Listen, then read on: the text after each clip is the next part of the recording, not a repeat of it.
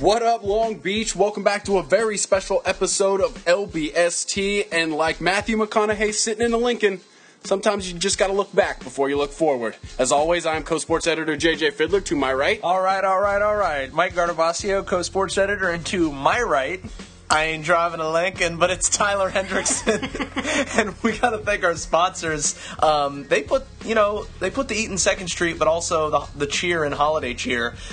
Naples Rib Company and Papalucci's helping us do everything that we do at the website and offering up some delicious food. Always. And we don't want to wait. From Jump Street, we're going to bring him in.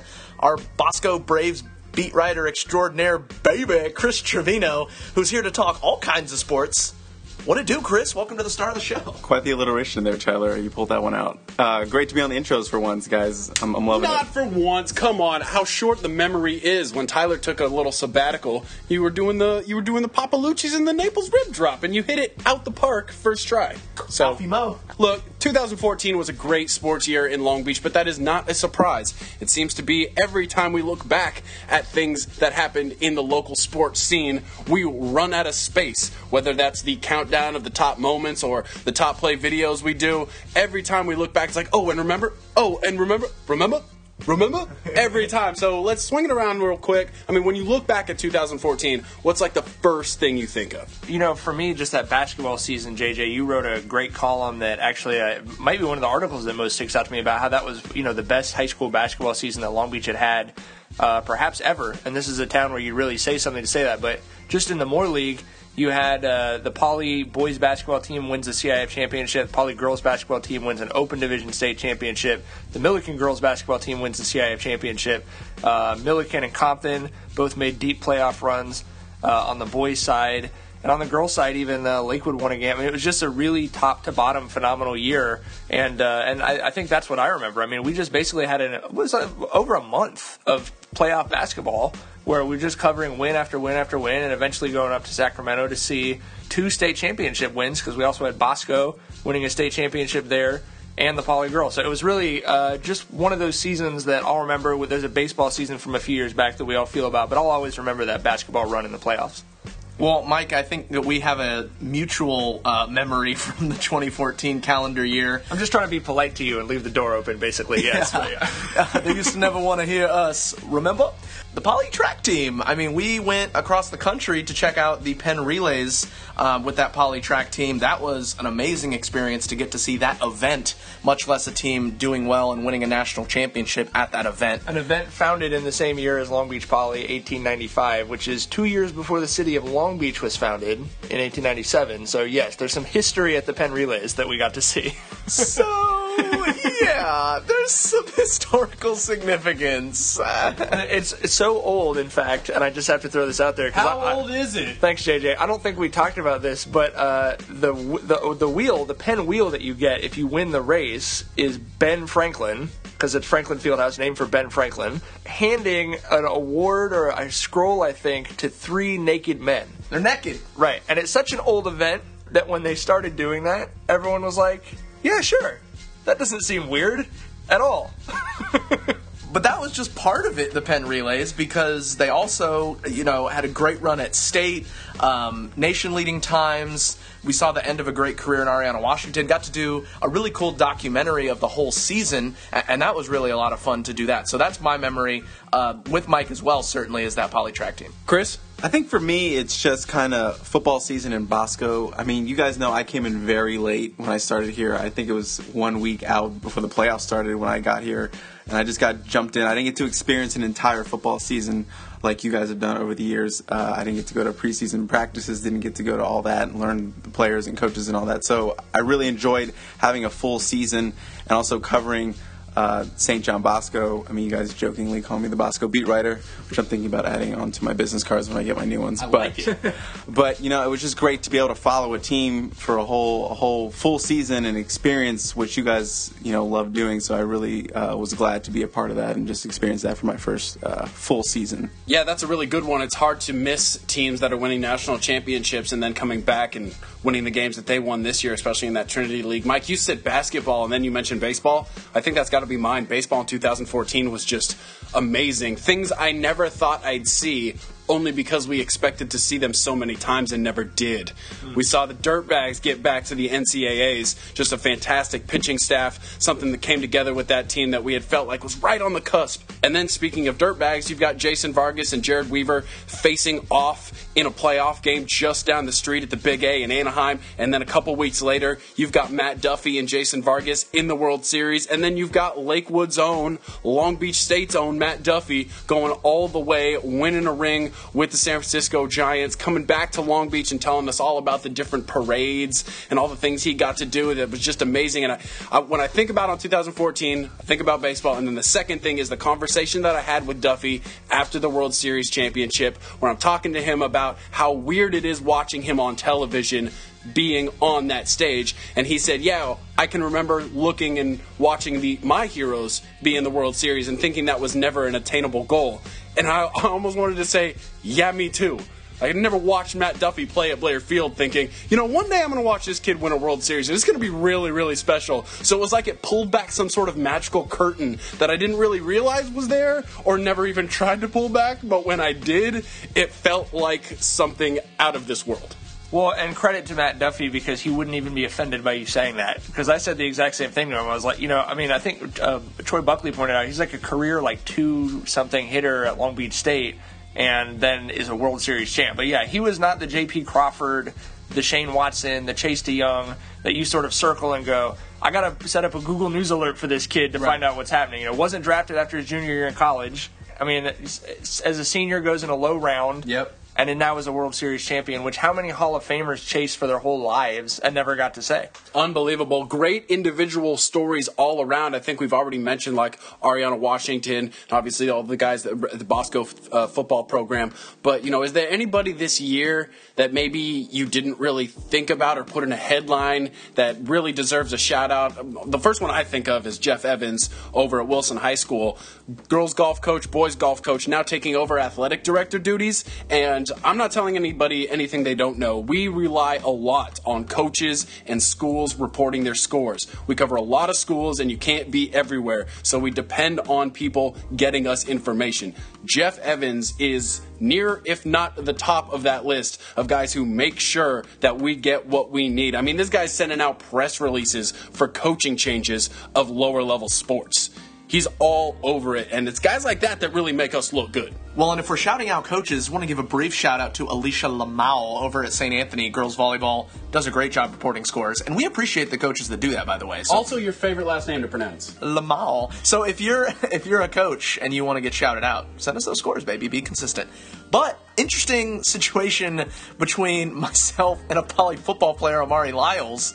We stumbled upon a conversation where he revealed to me that he appeared in 2 episodes of The King of Queens. Now, for those of you who don't know, and if you don't, I don't know how long you've been living under that rock, Tyler Hendrickson is young Doug on King of Queens. There is great episodes, including flashbacks of him fighting himself in a classroom and learning that he really wanted to make a sandwich, just really, really bad. Absolutely, and that part was 100% true. But I'm not fighting myself. Well, I'm fighting myself in the context of the show, but it's Kevin James, which is awesome. And I actually pushed him through a window. True. Wasn't a real window, but, that's Hollywood. So anyway, he said that, and it was shocking because I'd covered this kid, and I knew who he was, and we've had multiple conversations, and I had no idea that we were both child actors on the same show. We were never on the same episode, but we very easily could have run into each other on set. It was really bizarre, and so shout out to that. And JJ, you sort of had a weird moment like this with a kid at Los Al, where you kind of knew who he was already, and then you're like, whoa, he's this great football player now. What? Is that the same guy? Yeah, I'm standing on the Los Al sideline early in the season, and this kid comes up and stands next to me and goes, hey, JJ. Sometimes that happens. Usually it doesn't. And I look at him, and it's Joe Wysocki. Now, I covered local leagues golf back in the day, and he was a member of one of the first teams when they were first trying to get that USGLL thing off the ground. They were playing national championships against teams from New York. He obviously was the big hitter. You question how old he was because of his physical size and presence on the golf course. But it was so weird to look at him and be like, oh my gosh, that's Big Little Joe from back in the day. And then obviously you see his family. And Mighty Joe Young. Yeah, you see his family and you remember all the times when you were on the golf course and stuff. And then he's obviously a great tight end there for Los Al, kind of a last of the Mohicans when you're talking about tight ends in high school football. But God, that is a good point, Tyler. You see these kids and you get relationships with them and their families, and then sometimes you never hear from them again. And it's great to hear them coming back around. And it's going to be even worse because we're going to have siblings of former athletes that we covered that are going to be, that we saw as little kids that are now going to be in the spotlight. It's going to be interesting, but we love it. It's a really good, fun part of our job. A bunch of ways to make us feel old is the way I look at that. Yeah, pretty much. Wait until we're covering the kids of people that we covered, because I had a professor in college who taught my mom, told me, I mentioned it to him, he said, I always said that when the first time I had the kid of one of my former students, I was going to retire that year, and he actually did retire that year. It was apparently planned, but I just maybe we should all set that as a target. First time we get someone's kid, all right, cool, we're hanging it up now. Now, 2014 did involve a lot of different people in sports that deserve to be shouted out, but again, when you're looking back on the year, is there one game that kind of sticks out? Chris, I know you got some classics over there at Bosco. I think if I had to choose one, it'd be the Jay Sarah game, just because that was on the road. Jay Sarah was a hungry program trying to come up almost like Bosco has been the last few years. It was just a wild back-and-forth game. Sean McGrew had that breakout game, the first one of the year. Speaking of break, he broke a couple ankles in that game, too. It was the same kid's ankles. I just want to point that out. Also true. Double break!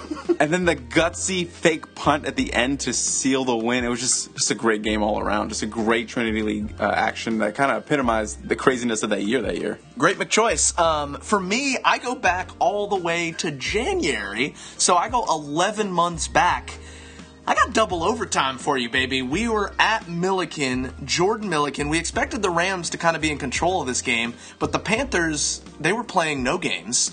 They came in, and it was a buzzer beater. Okay, Jordan was up by 4 points with 3 seconds left. And somehow there was they used a player who'd been ejected, so there was a technical foul, which allowed a free throw make, and then Malik Marquetti became a dude by hitting a deep three-pointer at the buzzer to send it to OT, and then both teams went on like 8-0 runs in the first overtime, and then you thought Jordan won it again in double OT with the tip-in from Milan Meeks, and then William English became a star by hitting the buzzer beater after running the length of the floor. It was just absolutely nuts.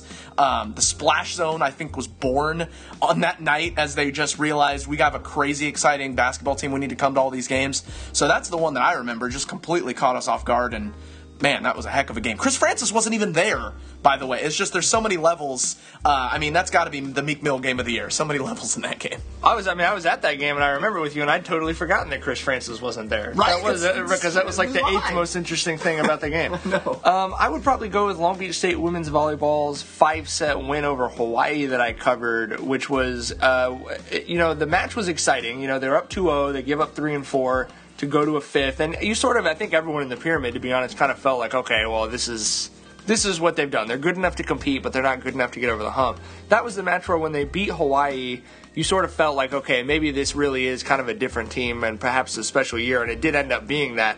But I remember what was cool to me about it was usually when you cover a game, you don't have the best sense of its context in the season at large until the season's over and then you look back at the game. But that was a match where everyone there, certainly me, knew when Long Beach State won it, you sort of kind of could see how the season was going to unfold. I think that night I had an idea, okay, they're going to win their first NCAA match in 6 years.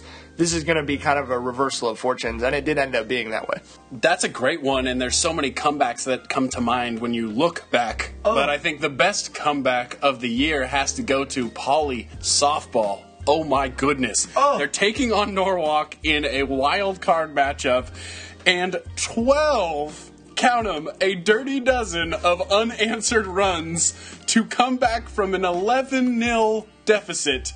Poly beats Norwalk in the wild card, and Tyler and I were there, and how many times, Tyler, did you and I look at each other and go, there's no way. Because it's not home runs.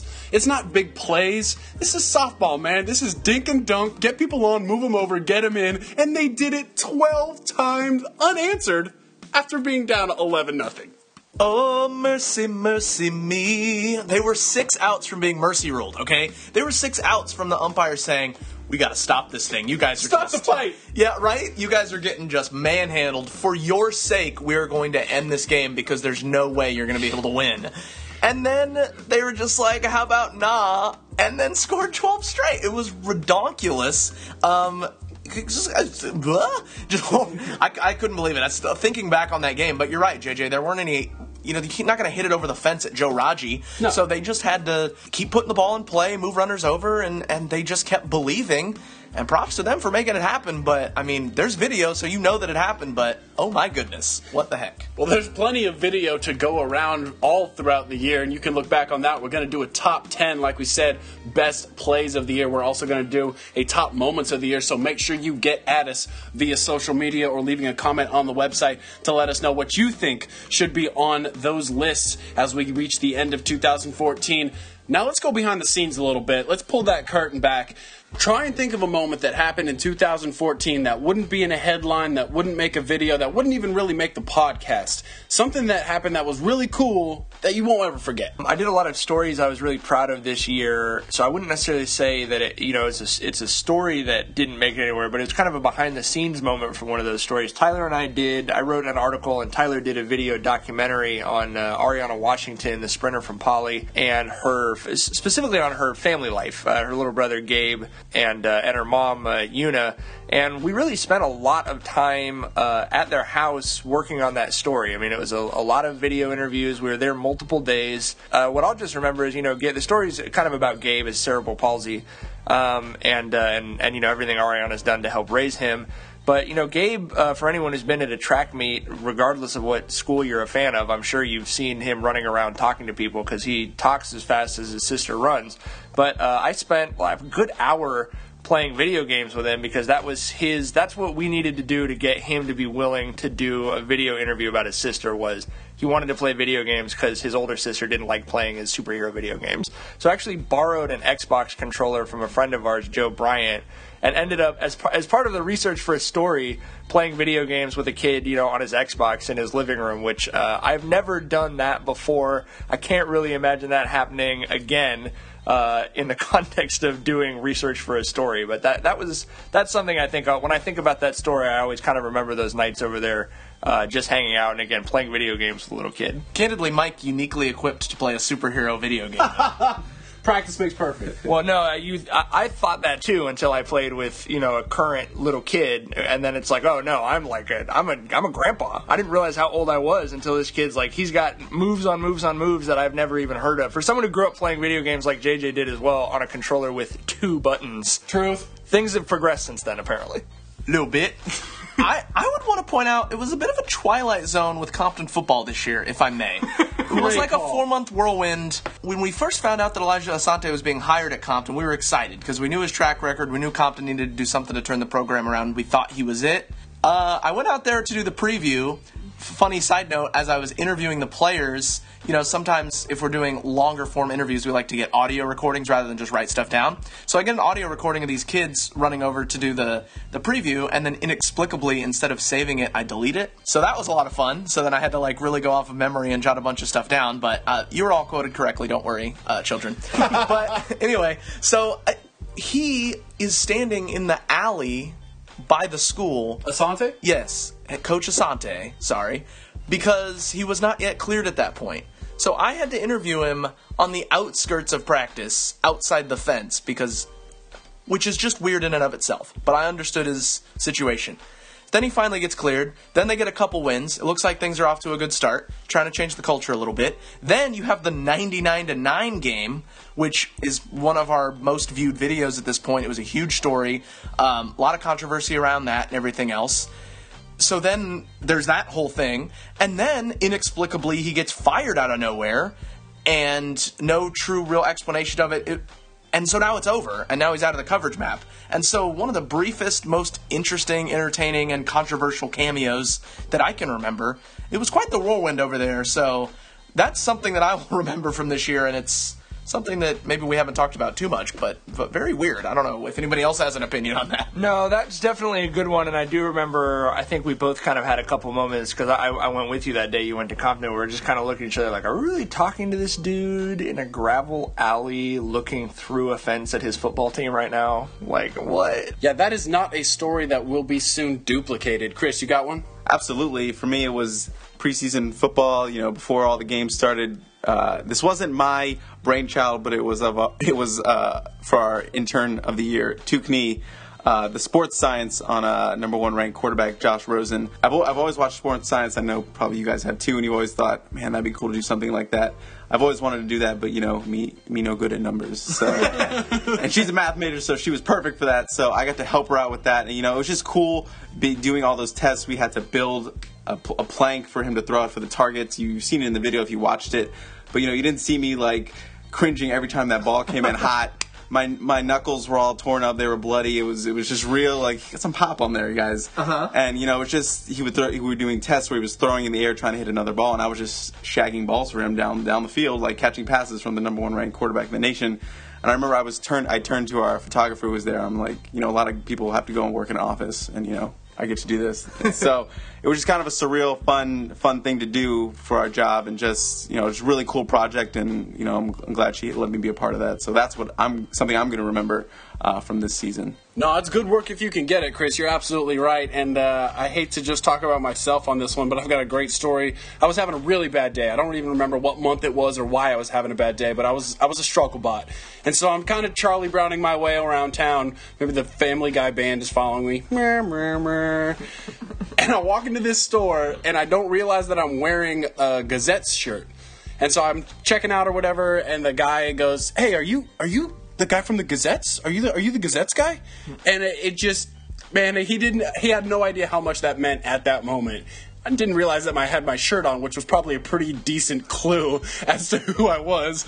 Gazette shirt and hat guy. But at the same time, we always make the joke that we're only popular with involved parents and their teenage children. But also, it does, I don't know, man, I never did this to be famous, but it's cool when somebody says, "Hey, I don't know what your name is, but I know what your work is," and I respect that. So I take it he wasn't asking if you were the Gazette's guy to lodge a complaint then? No, he was not. It was he had very little to say. It was more just the recognition. Right, yeah. But every time somebody comes up and says what's up, we always love that. So that's a shout out to anybody who's ever wanted to do that. Unless we're in the bathroom. That did happen to me one time at a basketball game, and it was like, "Hey, could we talk about this later?"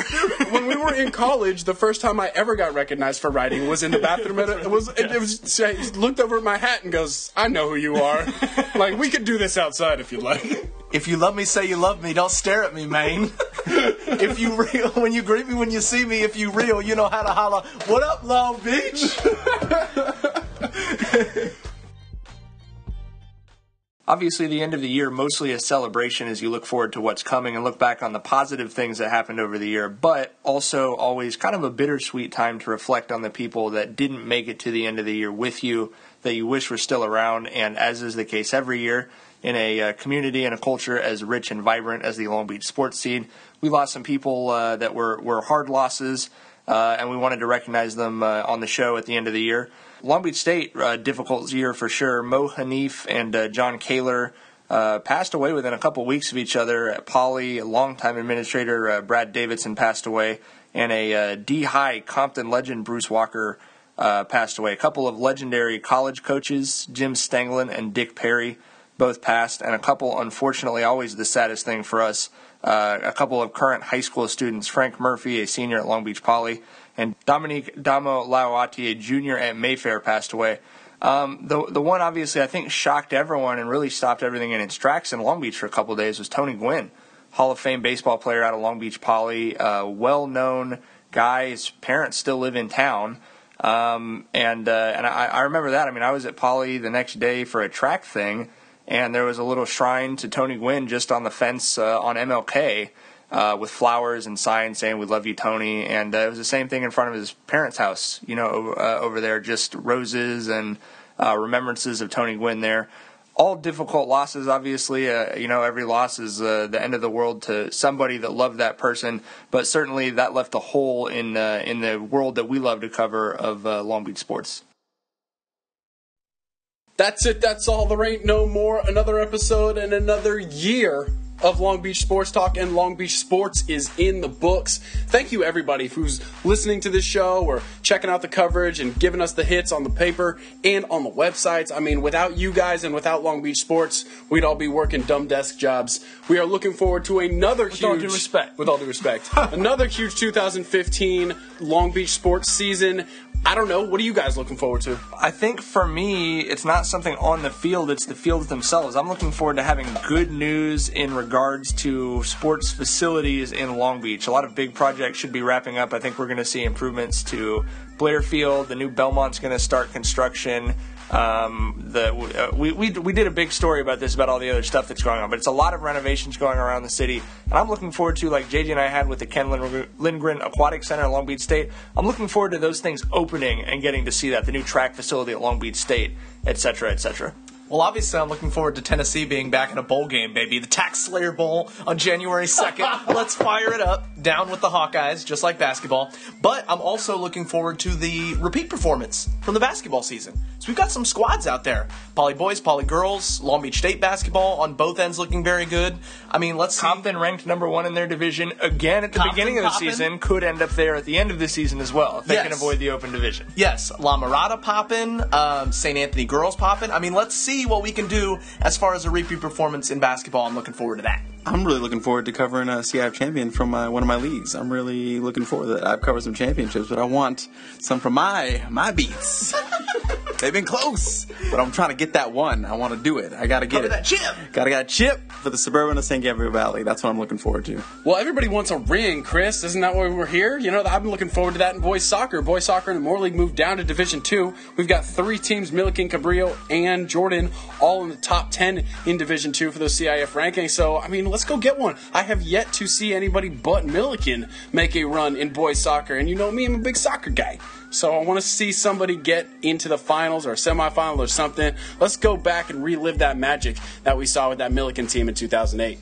And Everton is winning Europa League. Oh, baby, I knew you were going to drop it. If you know your history. So thank you, everybody, for being around Long Beach Sports and making it as special as it is. We will see you on the other side. We will see you in 2015. For JJ, for Mike, for Tyler, for Chris, and for everybody else. He tried to go I did. I tried to mix it up. I tried.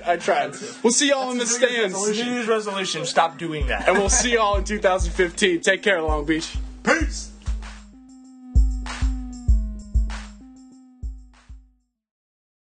That might be the best outtake we have that will not make the outtakes. It was fantastic at the time, okay? And they were naked. It was like coming right off. Yeah, that's tough. Because the memory is so solid, I haven't changed the memory with new information yet. I need to do that. Anyway, Apple F/R, all about these be positive memories. no. A bunch of emails. Yeah.